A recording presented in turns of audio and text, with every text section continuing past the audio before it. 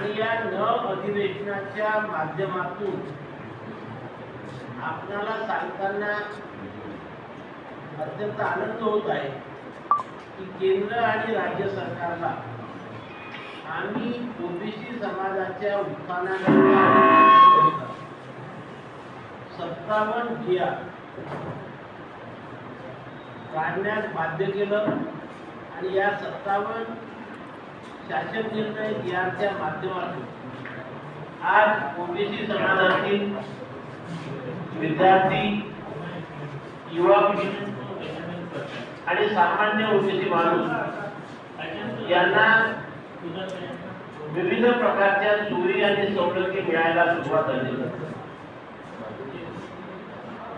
पण हे 57 शासन निर्णय किंवा जिया म्हणजे हा अंतिम यश नाही। अनेक प्रश्न अजून ओबीसी समाजाचे शिल्लक आहे। अनेक सोयी आणि सवलतीच्या संविधानाप्रमाणे ज्या ओबीसी समाजाला मिळायला पाहिजे, परंतु अजूनपर्यंत स्वतंत्र मिळून 76-77 वर्ष झाले असले तरी या ओबीसी समाजाकडे केंद्र सरकार असो किंवा राज्य सरकार असो या प्रत्येकानेच दुर्लक्ष केले।